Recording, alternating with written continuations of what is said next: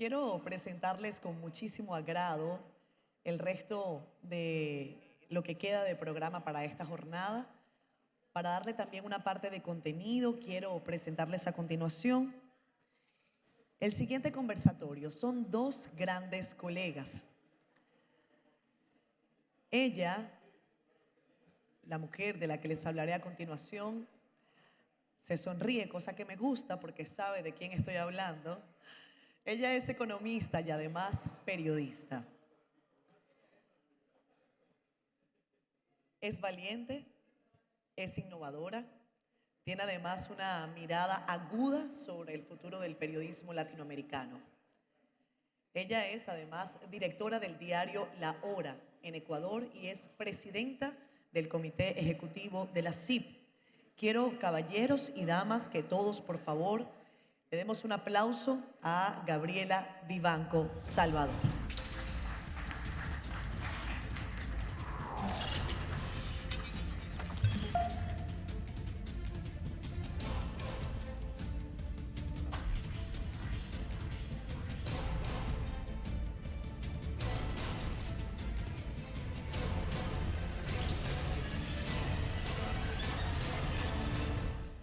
Gracias, Gabriela, por estar con nosotros. El caballero que estará conversando con Gabriela es un reportero legendario de The New Yorker. Además, es autor del libro Che Guevara, Una vida revolucionaria. Ha recorrido zonas de guerra y ha contado las historias más humanas, además, detrás de los conflictos. Es un ícono del periodismo narrativo global. Además, para mí, haberlo conocido en una anterior reunión de la CIP y también en una reunión de los premios Gabo, en donde él acude con regularidad, me hace sentirme también profundamente satisfecha de que haya venido a la República Dominicana. Es John Lee Anderson. Bienvenido, profesor.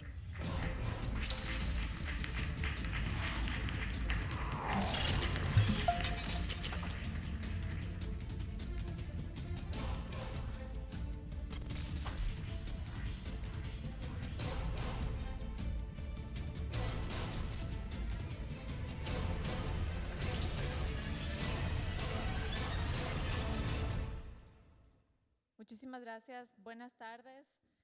Buenas tardes con todos. Después de estos espectaculares discursos, nos toca esta conversación. John Lee es en una sala de periodistas un hombre que no necesita introducción, de todas formas. Tengo los honores de hablar de John Lee Anderson, miembro del Consejo Rector de los Premios Gabo, estadounidense de nacimiento. Inició su carrera en Perú en 1979 como miembro del semanario The Lima Times y se especializó desde entonces en temas políticos latinoamericanos y en varios conflictos modernos, incluyendo en Siria, Afganistán, Libia e Irak. Ha desarrollado un estilo propio para escribir perfiles, habiendo publicado los de grandes personalidades mundiales como Fidel Castro, Gabriel García Márquez, de Augusto Pinochet, el rey Juan Carlos I de España y Hugo Chávez. Entre sus más recientes incluyen perfiles de Evo Morales, Jair Bolsonaro, Gabriel Boric, Daniel Noboa, Lula, y la lista es casi interminable. Entre sus libros publicados se encuentran Che Guevara, una vida revolucionaria, como ya escuchamos, La tumba de León, partes de guerra desde Afganistán, La caída de Bagdad en el 2004, el libro He decidido declararme marxista en 2024 y su más reciente, Perder una guerra, la caída y el ascenso de los talibales en Afganistán, entre otros libros de crónicas. Forma parte de la planilla permanente de la revista The New Yorker y ha sido maestro de la Fundación Gabo desde el año 2000. John Lee, bienvenido a la CIP. Gracias, Gabriela. Muchísimas gracias. Estar acá. En la conversación que tuvimos previa a esta entrevista, te comentaba que has escrito tanto y has contado tanto que lo que yo quería contigo en este momento era hacer un recorrido por el proceso de nacimiento, consolidación y caída de las tiranías o los regímenes autoritarios. Y quisiera empezar hablando sobre tu idea y tu afirmación de que la izquierda hoy es la que predica la revolución, pero en realidad la derecha es la reaccionaria. Cuéntanos un poco esta dicotomía. Yo creo que, sí, hola. Creo que estamos en el final de una era, ¿no? En que, digamos, la revolución cubana nos ha dado 60 años de revoluciones de izquierda, ¿no? Que ya están en declive. Y hoy en día ninguna es dinámica, ¿no? Están en un declive ideológico, moral. Miramos a lo que pasa en Venezuela, en Nicaragua, inclusive en Cuba, donde ha habido un éxodo de hasta 20% de la población en los últimos 4 años. Y hay que decir que la mística, sea lo que sea que fue, ya se terminó. Y donde hay un dinamismo, donde hay una efervescencia ideológica, por bien o mal, viene de la derecha extrema. Y yo creo que mucho tiene que ver con el factor Trump, pero lo vemos con sus clonaciones en países como El Salvador con Bukele y en Argentina con Milei. Vamos a ver quién más surge por ahí. Entonces estamos en un impasse muy interesante que no se podía esperar, ¿no? No se podía esperar que la reacción principal a la democracia, o lo que podríamos llamar como el status quo anterior, vendría de Washington mismo, ¿no? Sí. ¿Cuáles son esos elementos entonces que tú ves en común entre estos líderes de la región, de la derecha, Trump, Milei, Bukele, quizá lo que intentó hacer Bolsonaro? El hábil manejo de las redes sociales, la comprensión de la fórmula de acceder al poder saltando los pasos previos ortodoxos, ¿no? De los buenos modales, del buen juicio, del buen comportamiento. Es más bien los que más hábiles son han entendido que la viralidad es la nueva virtud o la nueva virilidad, ¿no? O sea, no importa inclusive si hablan mal de uno o si te has portado mal, con tal que tienes muchos seguidores. Para dar un ejemplo, yo hice un perfil del presidente Milei hace un año, poco menos de un año, y fue un perfil de los míos, es decir, con verrugas y todo. Tuve acceso a él. Entonces fue justo, pero también fue crítico. El primero en tuitearlo fue Javier Milei. O sea, ¿qué te dice eso? Primero no lo leyó, ¿no? Primero no lo leyó porque fueron a los minutos de publicarse digitalmente. Y dos, lo que le importaba era la viralidad. Entonces, yo creo que eso es lo que han entendido. Y yo creo que nos ha costado comprender esa lógica, porque no es una lógica a partir del raciocinio. Ellos entienden una lógica que quizás los vendedores de productos a través de las redes entendieron antes. Es decir, con los algoritmos, con posesión, al posesionarse de la información del público, solo falta unas palabras, ¿no?, claves, o unas imágenes y palabras claves para que se queden pegados, y a partir de ahí les puedes vender productos y les puedes vender ideas. Y eso es lo que hizo Trump empezando hace 10 años, ¿no?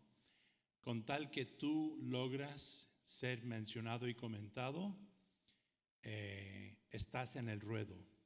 Él lo entendió desde el momento, hace 10 años, que bajó a esa famosa escalera dorada en Trump Tower, y en su primer discurso habló de los latinos, de los hispanos como violadores, asesinos y no sé qué más, rateros, creo. Y a partir de ahí construyó su papel en el ruedo político norteamericano. Ganó su primera presidencia vilipendiando a los prójimos de otro color. pasamos hasta su segundo mandato hoy en día, ¿y qué es lo que vemos? Es una política construida a partir de los perjuicios más bases, más, diría yo, más negativos de los ciudadanos comunes norteamericanos hacia el otro, ¿no? Pero a partir de ahí entendió que podía construir su poder y lo ha hecho.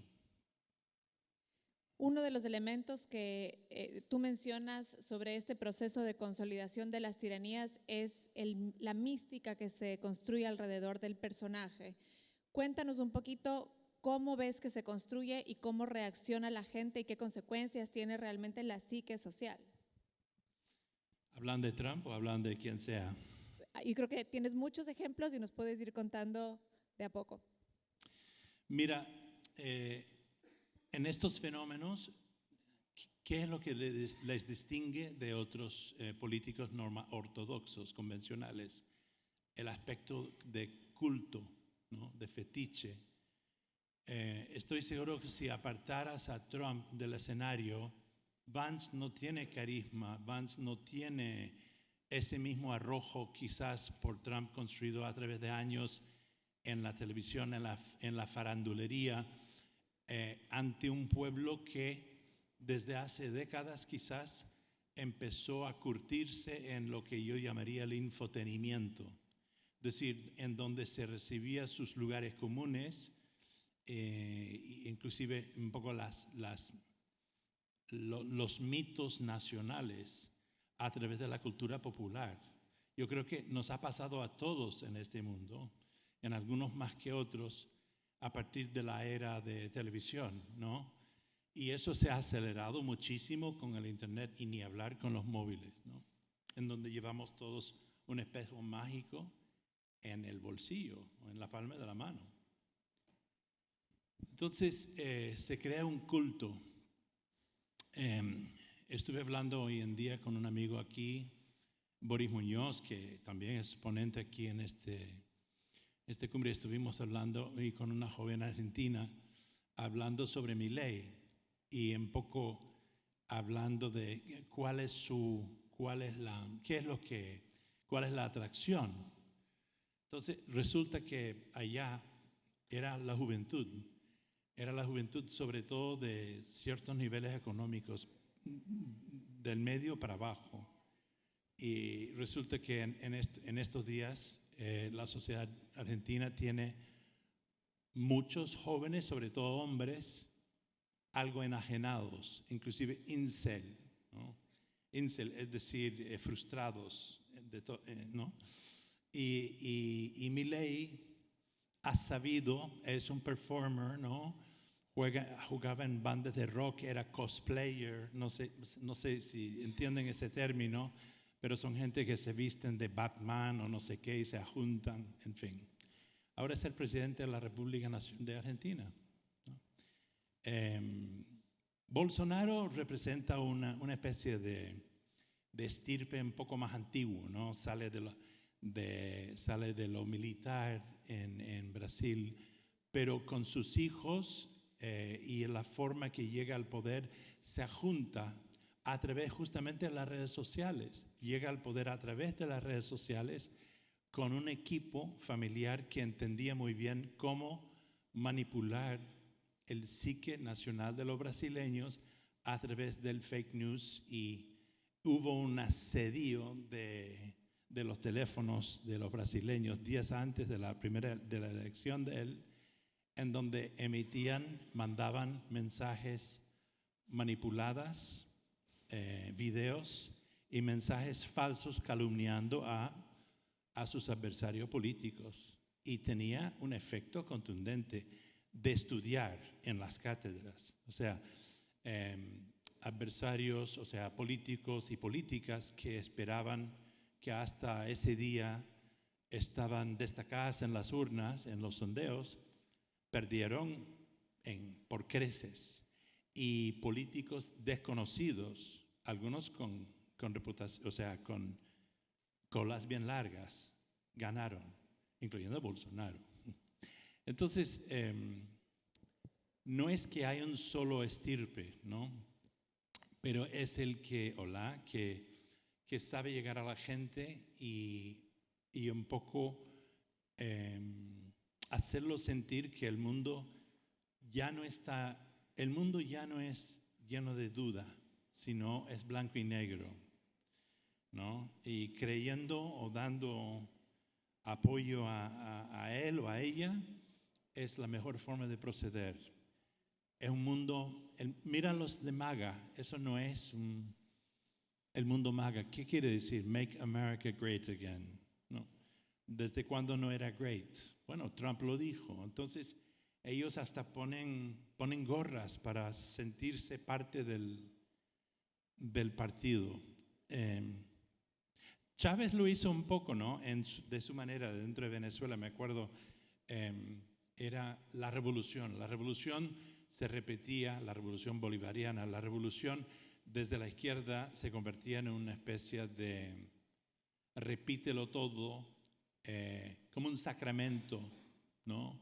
En un país con un fondo religioso, pero quizás con una prédica ateo, la revolución se transforma el Estado y se convierte en algo imbuido de religiosidad. Y si tú afirmas que la revolución, o en el caso de Trump, MAGA, como la máxima expresión de ese pueblo, se vuelve intocable, inviolable, y por ende cualquiera que está en contra es un enemigo de lo mejor para esa sociedad. Trump lo está haciendo hoy en día en Estados Unidos, Chávez lo hizo de su manera en Venezuela, y los jóvenes, los creyentes, para sentirse parte se ponían boinas o poleras rojas.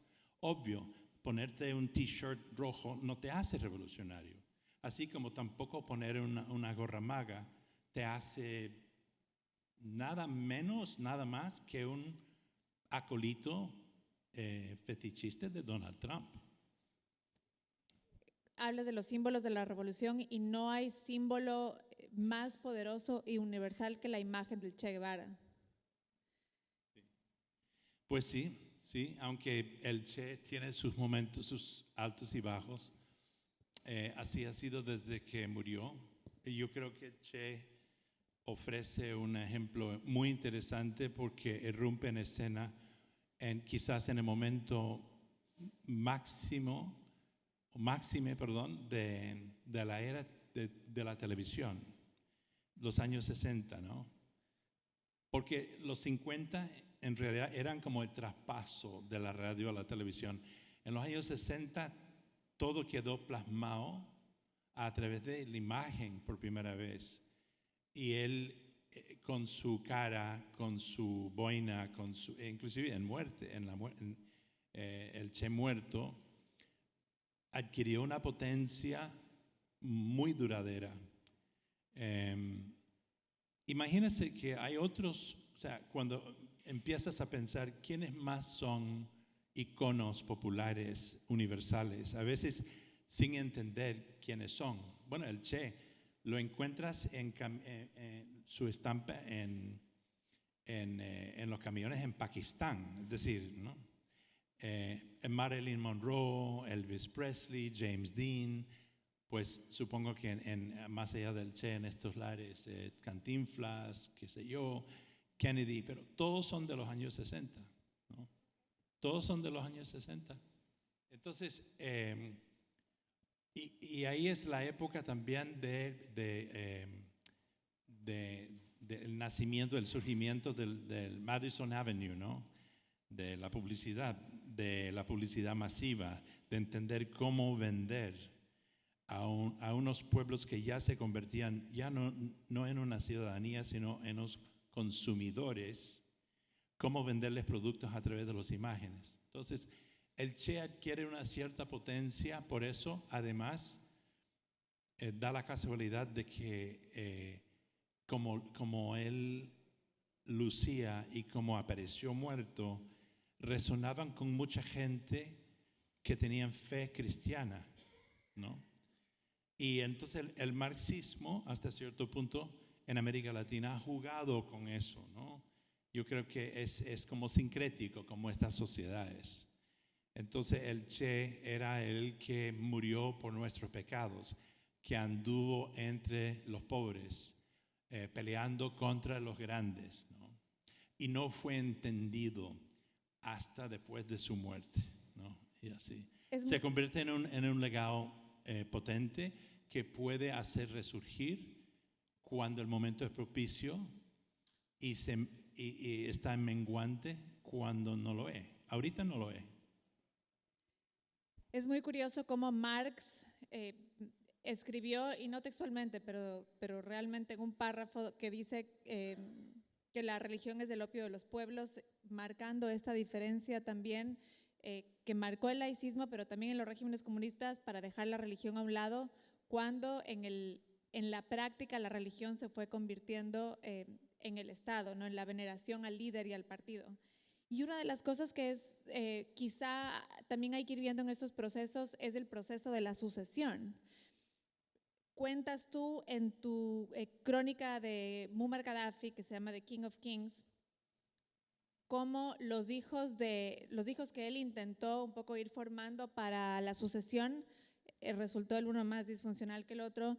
Lo mismo quizá incluso le sucedió al propio Assad cuando le tocó asumir el poder, pero no estaba preparado. Y sin embargo, en América Latina sí se ve que los herederos de los imperios que fueron construyendo, por ejemplo, en el caso de Castro, en el caso de Ortega, en el caso de Venezuela, ya no son los hijos, sino que se fortaleció quizá el partido o el sistema para ir heredando y escogiendo sucesores. Bueno, en el caso de Castro, el segundo Castro, pero fuera de la familia, porque ya no fue un tema hereditario. ¿Cómo lo ves tú?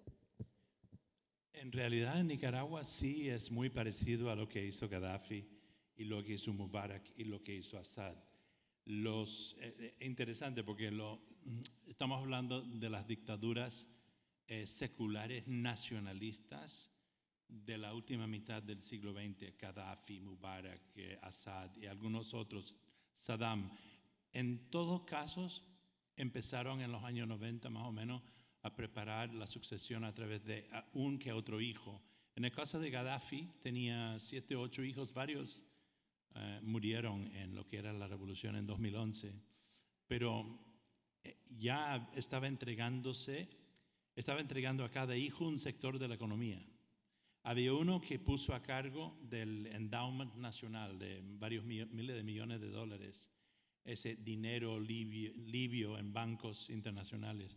Otro, qué sé yo, el petróleo. Otro, la flota pesquera marítima, no sé qué. Bueno, en fin, otro, vivienda. Pero eran todos lucrándose. Y eso fue el detonante para su caída, porque al darles acceso al Internet, el Internet es clave en todos estos cambios. Los chicos estos de 20añeros, los que tenían 20 y pico de años hace 10 años, de pronto empezaron a ver imágenes de los hijos de Gaddafi, país seco, muy restringido, en Mónaco, en no sé dónde, disfrutándose en fiestas con Beyoncé y tomando cristal y manejando Ferrari. Yo hablé con muchos de los jóvenes revolucionarios y todos repetían lo mismo. Es decir, lo primero era la indignación cuando se le cayó el velo de los ojos en torno a la primera familia, que prácticamente era el dueño del país. Lo mismo está pasando en Nicaragua ahorita. Entre Rosario y Daniel Ortega tienen como 9 hijos y a cada uno les ha dado una tajada. Es un país casi como medio oriental o medio vivir, no, de la edad medio en su construcción del poder. Y de momento los nicaragüenses que han sido luchadores, combatientes siempre, aparecen mansos, ¿no? Pero eso siempre termina en algún momento. Terminó en Libia inesperadamente con la generación de los 20añeros que por unos videos de los hijos de Gaddafi tomando cristal. Uno nunca sabe de dónde va a venir el detonante. Mira a estas revueltas de los Gen Z ahora, ¿no? Que está pasando en lugares como Nepal, Madagascar y otros países. Tiene que ver con lo que ellos ven sus padres, sus madres y padres, gente de mi edad, fueron intimidados, aterrorizados por sus autócratas en su momento. Cuando ellos tenían 20 años, hicieron, qué sé yo, en Gaddafi, ahorcó una cuanta gente en público. Cada pueblo tiene su botón. Y los autócratas, los tiranos, los dictadores de turno, los más hábiles entienden hasta dónde pueden llegar o qué es lo que hace falta para silenciar el pueblo.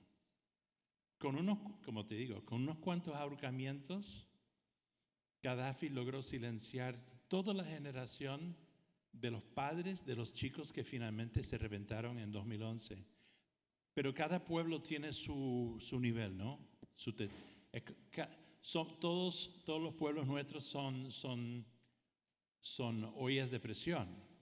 Depende hasta qué punto le pones la candela y por dónde se va a reventar. En alguna crónica has descrito este proceso donde se arranca con una revolución, ¿no es cierto? Un ideal con ciertas intenciones, pasa por la dictadura, llega a la paranoia y termina en una situación de disociación con la realidad, ¿no es cierto? Cuando ya el gobernante no logra ver la realidad de lo que vive su gente. Y hablábamos antes de este punto del no retorno. En tu perspectiva histórica y en todo tu historial de seguir los procesos políticos y sociales, ¿tú crees que se puede distinguir este punto de no retorno, del líder ya no se puede ir porque lo que le va a perseguir va a ser demasiado grande? Quizá es su realización o la realización de la gente a su alrededor, donde ya la permanencia en el poder se vuelve un tema de supervivencia para el líder y su gente. ¿Se puede ver en el momento o solo lo vemos con la perspectiva de la historia? Es como un poco continuando el pensamiento de la última. Por ejemplo, Assad. El papá de Assad en el año 80 fue tirano desde el 70. En el año 80, 82, no recuerdo exactamente, hubo un levantamiento de un grupo de la hermandad musulmana en la ciudad de Homs, en Siria. Y él lo suprimió a sangre y fuego en 3 semanas, utilizando, un poco como los israelíes ahora en Gaza, con tanques, artillería y finalmente bulldozer. Destruyó buena parte de la ciudad, pero suprimió esa revuelta en 3 semanas a costo de unos 30,000 vidas, parece que fue. Fíjate que logró adormecer el pueblo en Siria durante 30 años. Entonces, cuando 30 años después pasó lo mismo con el hijo, uno lo estaba viendo para ver qué hacía, ¿no? Y resulta que él, o sea, claro, los momentos cambian, los pueblos cambian. Y ahora con estos celulares la gente se comunica de otra forma y esa misma viralidad de que hablamos que ocurre en los teléfonos ocurre también en lo que es el agite social y político. Y él no supo responder bien a la revuelta que empezó en Siria. Empezó duro con francotiradores, con torturadores, fue muy feo, pero no lo hizo, por un lado, esto suena un poco feo, pero no lo hizo con suficiente vehemencia para neutralizar el agite social. Y la revuelta se expandió y terminó con 630,000 muertos. Y él ahora vive en una casa en las afueras de Moscú. Pero bueno, el país destruido. Pero ahora, si miramos en nuestro hemisferio, claro, lo del momento es Maduro. Trump lo está amedrentando. Todo el mundo cree que él robó la última elección. Le han dado a la María Corina Machado el Premio de la Paz. Es el momento en que debe irse. ¿A dónde? ¿A dónde puede ir? ¿A Nicaragua? Bueno, cada vez es más Cuba, difícil esconderse, ¿no? a Turquía. Sí. ¿A dónde? Bueno, ¿y acaso puede? Si ¿Es acaso es monolítico el régimen venezolano o es una alianza entre varios poderes, algunos de los cuales no vemos muy bien? Fue lo mismo con Siria, por eso no pudo irse Bashar al-Assad. A veces se vuelven, cuanto más autocráticos se hacen estos regímenes, más cajas negras son, ¿no? Y al final mucho del poder reside en los grupos de seguridad alrededor de la figura del poder. Entonces, Ese tema lo habíamos conversado, ¿no? De no tienen dónde esconderse realmente en este mundo. Primero, donde hay tanta información y segundo, donde es muy difícil, asumo yo, en la cabeza del dictador, pues tener esa opción de irse y a dónde, y además del círculo que le rodea. ¿Qué nos puedes decir sobre la gente que está cerca del dictador, que participa en estos procesos, no solamente autoritarios, pero también en muchos casos donde hay unos crímenes de lesa humanidad impensables? Por ejemplo, en tu crónica última de Cuba, donde cuentas que la gente que participó y bueno, que trabajó en el Estado, en el gobierno, con el proceso de revolución cubana, ha llegado a Miami y son los mismos cubanos los que están persiguiendo y buscando a esa gente para pedir su deportación, para intentar seguir procesos y demás. Son víctimas en su momento. ¿Y en qué momento este proceso de la memoria encuentra un equilibrio o no? sí, es muy buena pregunta. En realidad es como the $1 million question, ¿no? Sí, es cierto, resulta la paradoja. Bueno, Miami siempre ha sido una extensión de Cuba, como sabemos todos, pero ahora lo es más que nunca con el éxodo de los últimos años. Por lo menos 500,000 nuevos cubanos están ahí desde el año 2021 y digamos el gobierno cubano no ha tenido respuesta ante el declive de la economía, las vicisitudes en la isla, no tiene ni una consigna que inspira a la juventud. La consigna oficial es continuidad, o sea, si eres veinteañero te quieres quitarte de ahí, ¿no? Y se están yendo. Entonces es muy trágico porque pierden, hay un famoso brain drain que está ocurriendo y la isla se está quedando o sea, solo, o sea, está desértico. Pero creo que no hay una opción para los que están en el poder de variar, de cambiar. La hubo cuando estaba el détente con Obama. Había una especie de apertura cultural palpable, cultural y económico, no político. Y ahora entendemos que hay varias facciones dentro de este monolito que aparenta ser el régimen cubano. No es un monolito. Hay un grupo, según tengo entendido, presidido por el mismo presidente Díaz-Canel, que es aperturista, A minúscula, pero sí es aperturista, y otro sector que es muy conservadora y no quiere abrir. Y tiene que ver con el poder económico de los militares, ¿no? Que ya es como una especie de pulpo que controla bastante, si no todo. Y entonces, siendo isla, físicamente isla, resulta mucho más difícil en Cuba, ¿no? Intentaron un levantamiento nacional en el 21 y lo suprimieron con juicios ejemplares, y es a partir de ahí que la gente empieza a abandonar la isla. Entonces,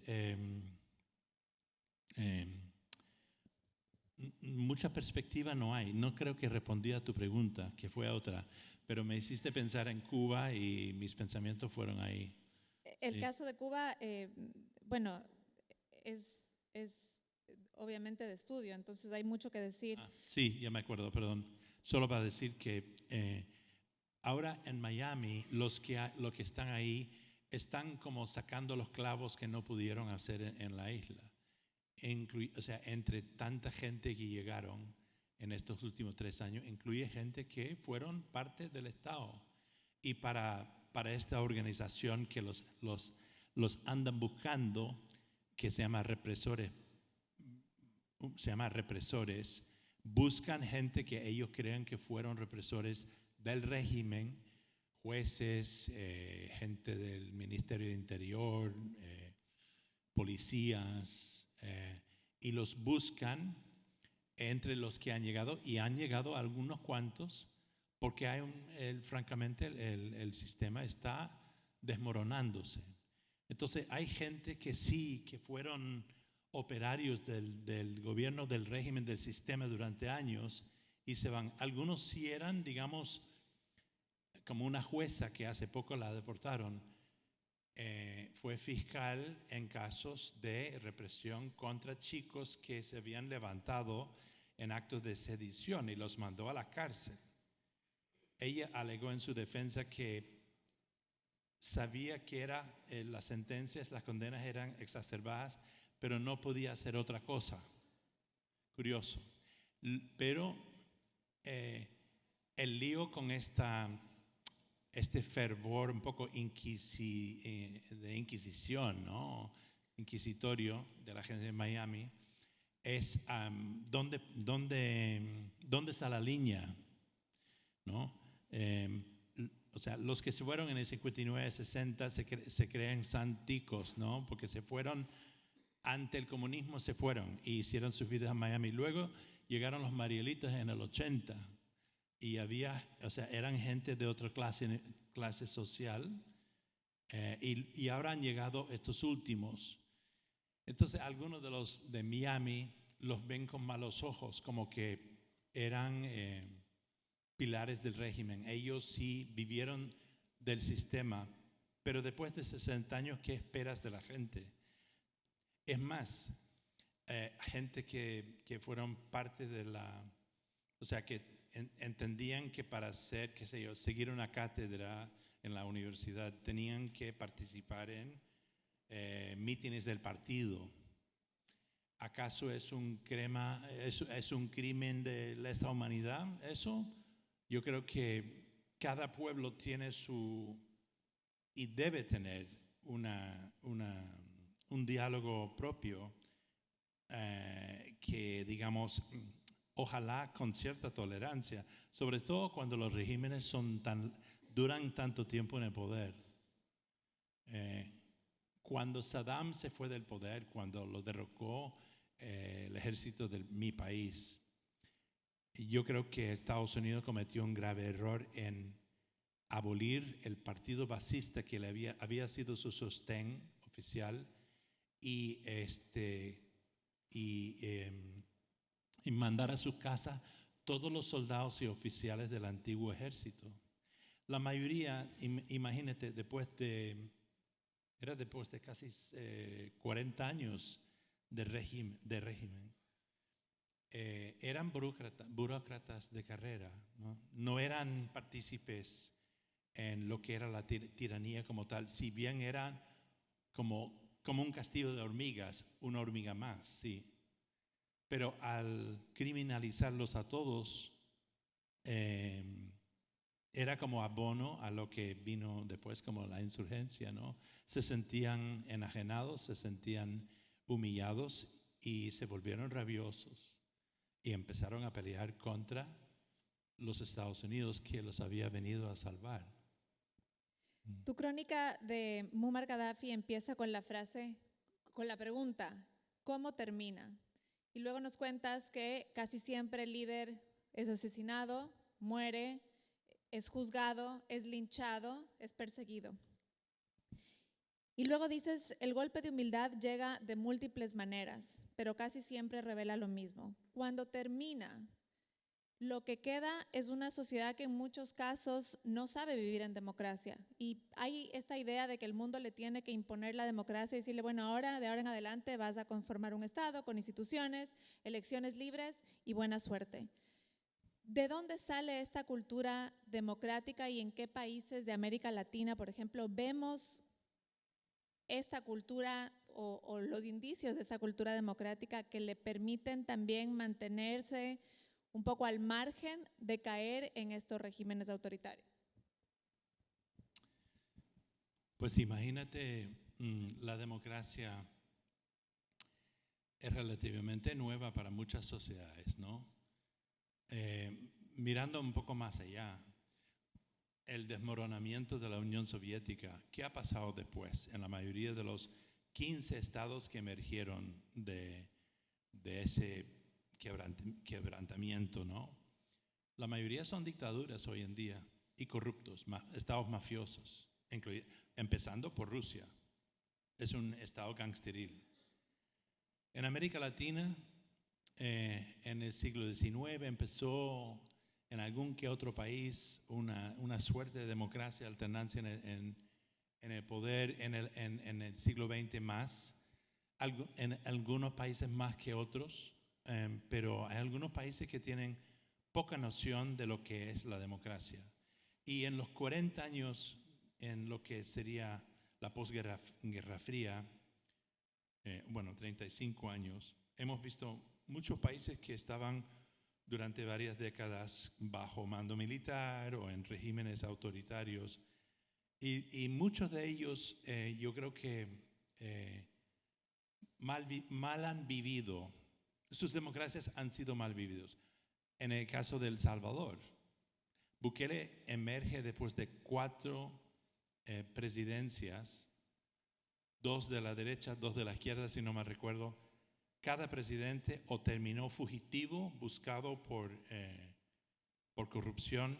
Uno murió esperando juicio en la cárcel y el otro creo que terminó en la cárcel.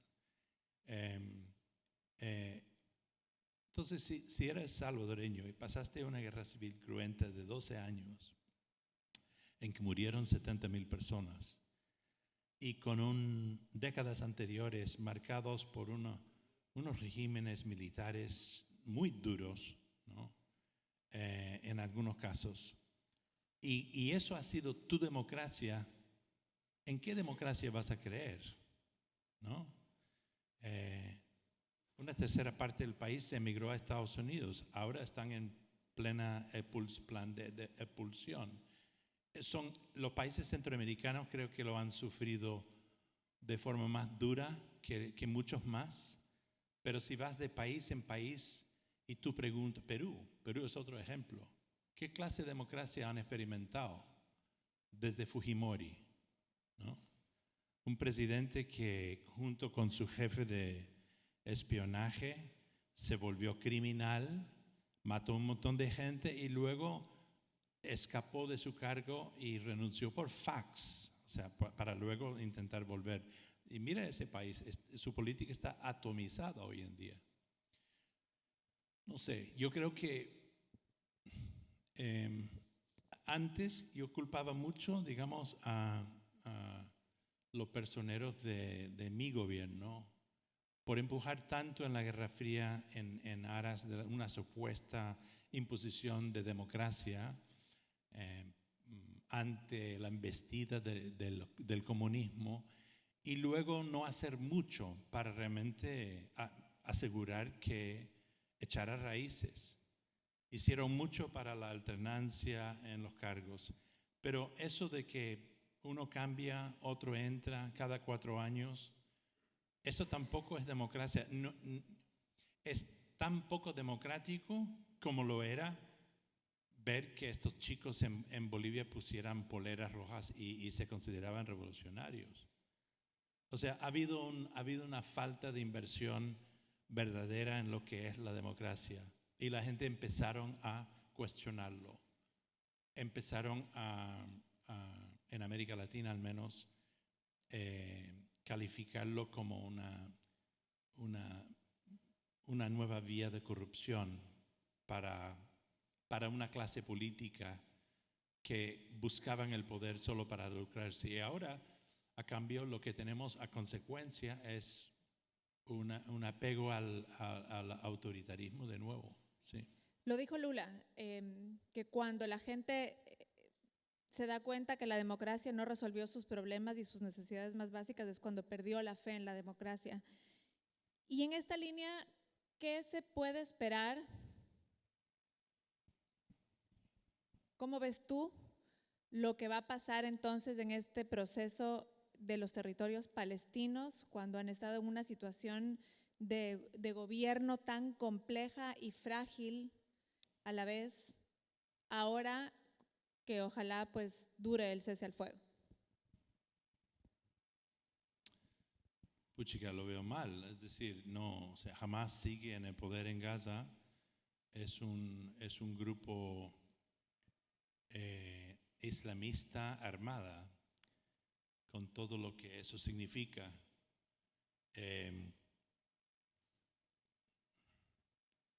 ¿Acaso Israel es tan democrático como lo fue después de lo que hicieron en Gaza?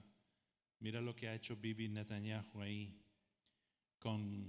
Ha convulsionado la propia sociedad israelí también. Quedan todos, tanto los judíos como los palestinos, después de esta cosa tan fea, dolidos y peores que antes. Entonces, no sé, francamente, por primera vez en mi vida, yo conozco a Israel y conozco Gaza. Por primera vez en mi vida he mirado a ese conflicto y es el único en el mundo que no le preveo solución. No sé bien cómo va a terminar esto. No creo que hay futuro para Gaza misma. Nunca, aunque reflotas la idea de un Estado palestino, no, 2 estados, estamos un poco lejos de eso ahorita. Gaza no funciona porque está separado territorialmente de Cisjordania. No funciona eso. Entonces, si es que algún día vuelven a resucitar la noción de un Estado palestino, veo la posibilidad de un Estado palestino en Cisjordania y quizás un trueque de tierra o algo así con Gaza, porque no veo cómo puede seguir un país así con lo que ha pasado y con dos grupos, o sea, 2 territorios separados por Israel. No funciona. Guerras hoy en día hay muchas, conflictos muchísimos. ¿Por qué crees que la narrativa que salió de este conflicto en particular y sobre la posición de los palestinos fue tan poderosa a nivel mundial? Por un lado, porque creo que Israel desde su creación se definió como un Estado excepcional, una democracia en un vecindario de dictaduras árabes. Fue una sociedad muy admirada, un país de mucho éxito económico, bueno, en fin, un país de Occidente enclavado en Medio Oriente y un país que decía ser, una sociedad que decía ser excepcional, que decía medirse por los valores democráticos más altos y cívicos más altos y responder a esa orgía de violencia que fue el 7 de octubre de la forma que hicieron en Gaza, ha chocado muchísimo a mucha gente. Creo que hay un antes y después, ¿no? Por esa conducta de venganza.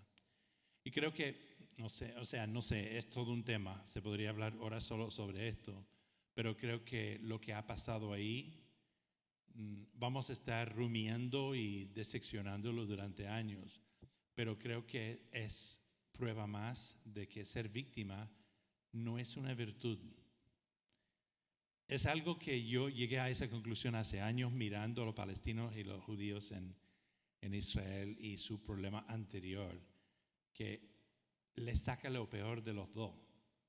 Ese conflicto degradaba al israelí en su temor y odio hacia el palestino, ni hablar, degradaba al palestino con sus actos de terrorismo posibles contra los judíos en Israel. Y hoy en día ha sido como una como una cosa espantosa que todos hemos visto durante 2 años.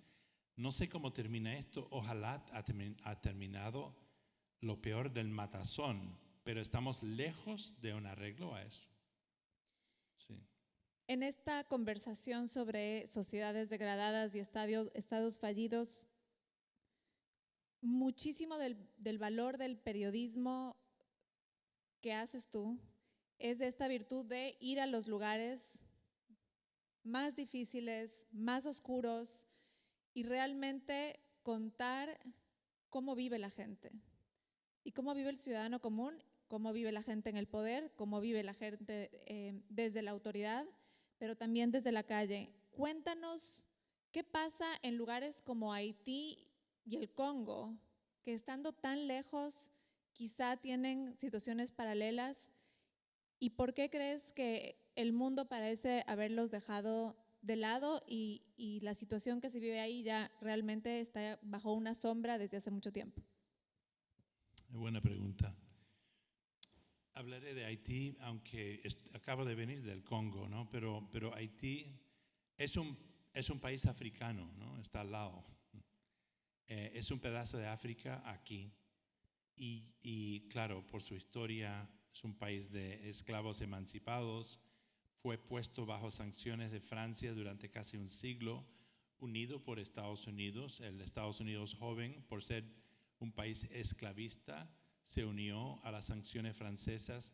O sea, durante todo el siglo XIX no recibió préstamos, ayuda, y tuvieron que pagar una deuda a Francia que creo que siguieron pagando hasta hace poco. El país más pobre del mundo, Haití. Entonces, mucho de lo que pasa en torno a Haití tiene que ver con el racismo, ¿no? Y un poco el pecado original del esclavismo, ¿no? Fíjate que mis padres vivieron en Haití en los años 50 antes que yo naciera. Mi hermana mayor nació ahí, se llama Michelle Dominique, le dieron un nombre haitiana. Era antes de Papadoc Duvalier, el arranque de esta dictadura que terminó por desencajar a Haití. Era un país pobre pero no miserable. Es más, en los años 50 Haití fue considerado por los expertos en agricultura, desarrollo, no sé qué, como el futuro cuna de pan del Caribe, de la cuenca del Caribe. Y era un país verde. En 50 años, en 60 años, se ha arrasado. Es lo que es hoy en día.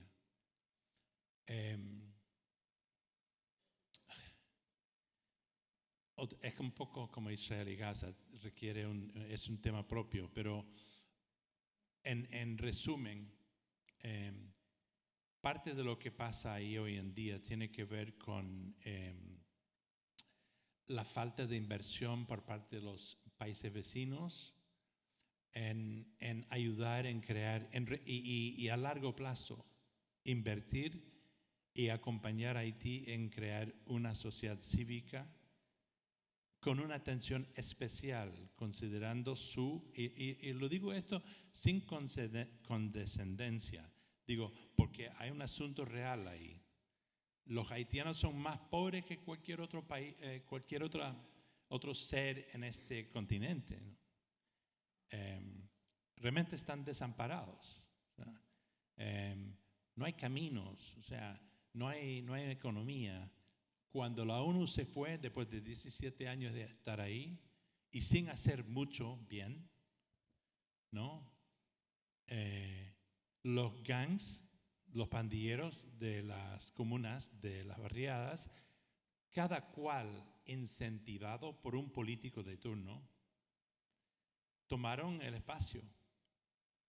Y ante la inatención y la insolvencia de la ONU y los otros grupos multilaterales, ya que la amiga habló tanto del multilateralismo, el multilateralismo ha fracasado en Haití. No ha dado la talla. Y hasta ahora no ha dado la talla. Entonces ahora estamos de vuelta con la noción de mercenarios que van ahí a arreglar las cosas, ¿no? Yo he estado ahí hace poco y he estado con gente, con Barbacoa y otros líderes que son... ¿Quién es Barbacoa? Barbacoa es un policía. es un policía y tiene un sector de la policía en su bolsillo, alguna gente mafiosa que controlan la economía tal como existe en Haití, lo apoyan también. ¿De dónde recibe las armas? De Estados Unidos. ¿Cómo recibe las armas? Bueno, cualquiera compra un arma en Estados Unidos, ¿no? Y vienen en contenedores hasta el puerto de Puerto Príncipe, donde los gangs controlan los puertos. Es decir, es una... Si Estados Unidos, si República Dominicana, si México, si Brasil y Francia, país que debe a Haití históricamente, realmente le debe, Canadá, que siempre ha tenido una relación, pusieron un plan de 20 años de acompañar a ese país, invertir bien con educación, sobre todo, educación. Los haitianos eventualmente se levantarían. Primero tienen que matar a unos cuantos malandros y poner orden, pero también tienen que poner un plan de 20 años, cosa que no hace Occidente, lo hacen los chinos. Pero eso es la solución para Haití. Si no, yo no veo solución. Y lo que pasa en Haití puede pasar en cualquier otro país. Ahora con el precio de oro, mira lo que está pasando en la Amazonía. Mira lo que está pasando en Ecuador y en Perú. Los narcos están ya metiéndose en la minería porque vale bastante. Y los estados tienen poca huella en las partes rurales de sus países. Países como Colombia nunca ha ejercido el poder del Estado en todos los confines de su territorio. En México, los estados en América Latina son enanas ante las vicisitudes y los problemas que hay, ¿no? Sí. Pierden el control.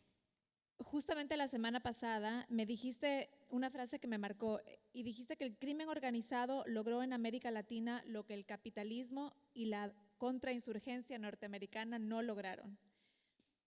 ¿Cómo se lee este reto regional liderado o establecido por el dominio del crimen organizado como red internacional y transnacional cuando los estados ya enfrentan una competencia real en las cosas que tradicionalmente le daban legitimidad, que son el control del territorio, el monopolio del uso de la fuerza y la capacidad de generar bienestar, siendo que ahora el crimen organizado es la herramienta o la vía por excelencia y eficiente de alcanzar movilidad social en nuestra región?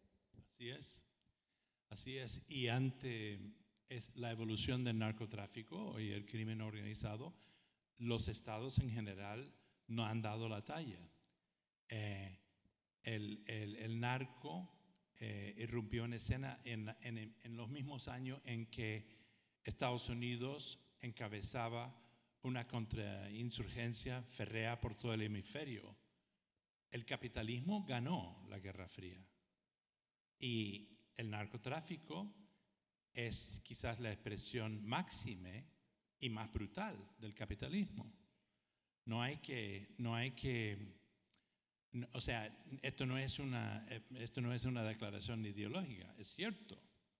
O sea, ¿quién era Pablo Escobar? Era el Jeff Bezos del narcotráfico, ¿no? Y desde entonces otros han emulado. Y el mercado se ha expandido y se ha convertido en monstruos de crimen organizado, que incluye tráfico de personas, minerales, en fin, control de estados mismos, ¿no? No hay paisito en el Caribe, quizás salvo República Dominicana, al norte de Colombia, hasta las fronteras norteamericanas, que no es un estado fallido o sucumbido al narco en algún porcentaje considerable. O sea, todos los países vírgenes, Jamaica, Haití, qué sé yo, son puntos de trasiego y uno solo tiene que mirar al historial de quién fue arrestado y fue a la cárcel en los últimos 20 años en esos países para darse cuenta. Incluyen primeros ministros, incluye en México fiscales generales del Estado, en fin. La cosa va en serio. Y entonces,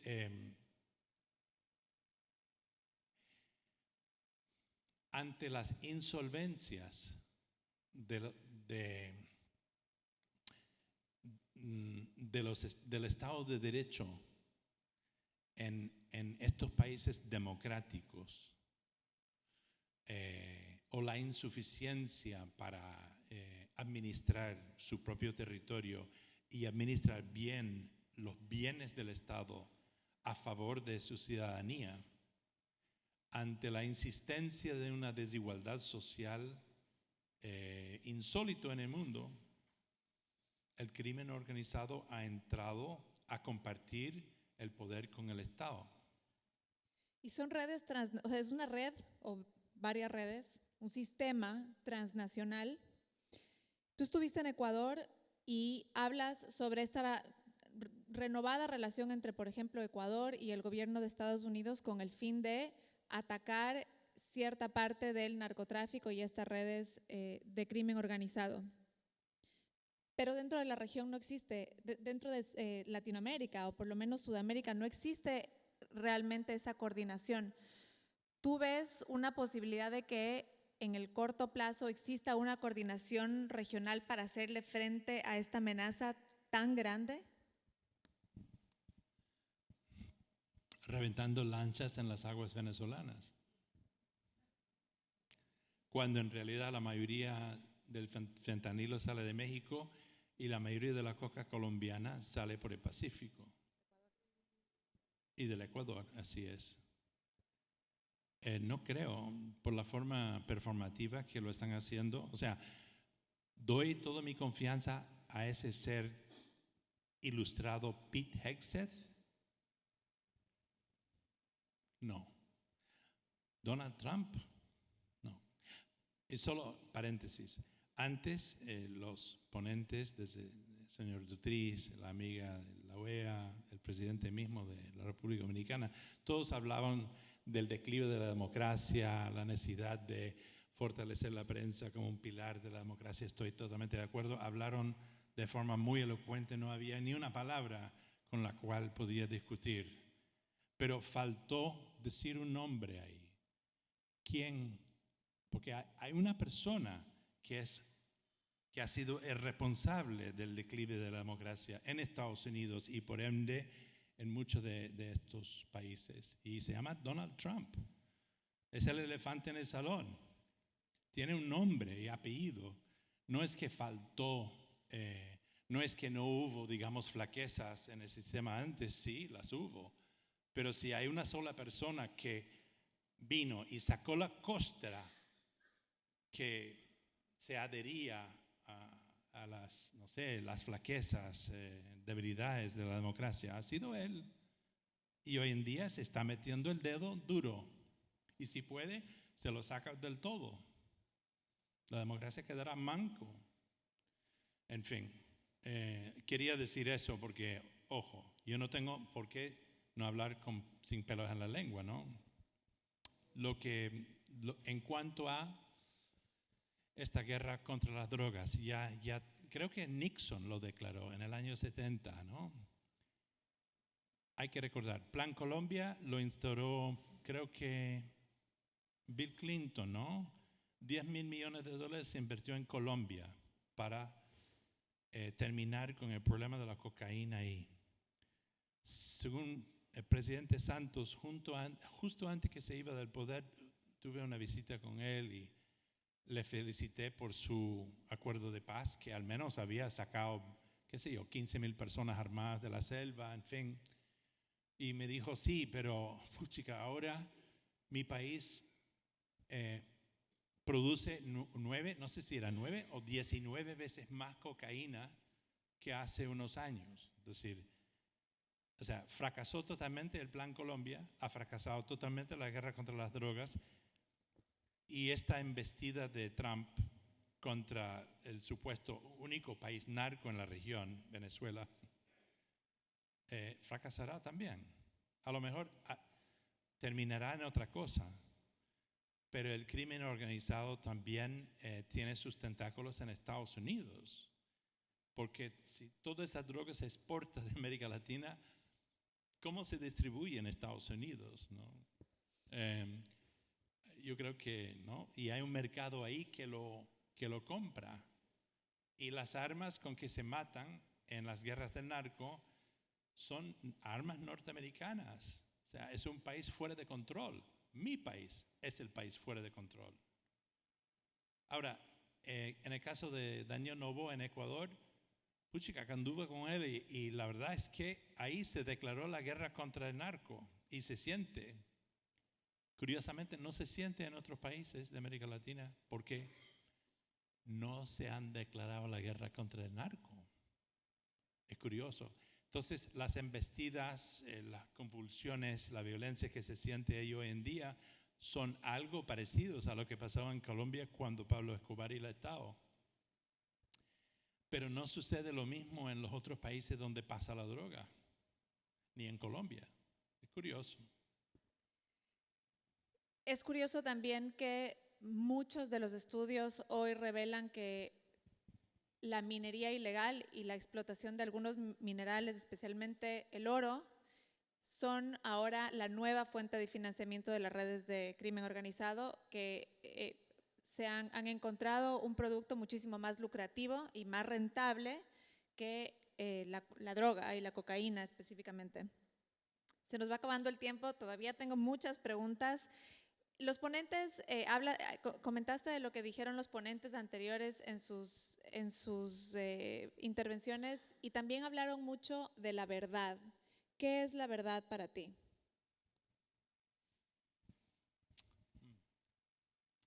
¿Qué pregunta hacer a un periodista? Eso no.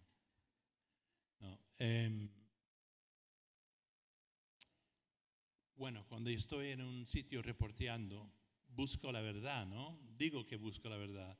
Y es cierto que busco la verdad. Busco la verdad más imparcial al cual puedo acceder.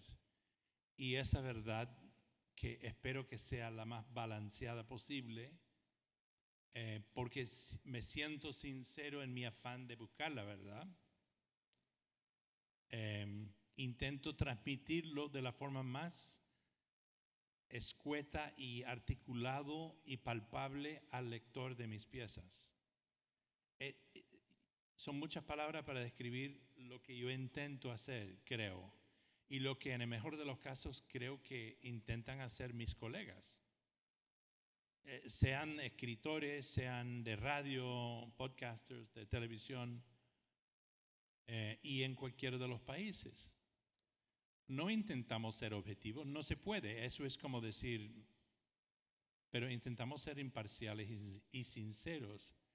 Y entonces buscamos algo que asemeja una verdad objetiva y lo transmitimos nosotros, lo interpretamos nosotros, pero lo intentamos hacer con justicia. Entonces, la realidad es la realidad, no es, o sea, no hay alternative facts. Si, por ejemplo, alguien se muere delante de mí, esa es una realidad. No es que no sucedió, sucedió. Alex Jones, ese vil personaje que alegaba, no sé por qué razón, de que el famoso masacre de niños en no sé qué escuela de Estados Unidos era ficción. Y aparentemente ganó mucho dinero con eso. Ahora tiene que pagar una indemnización grande a las familias.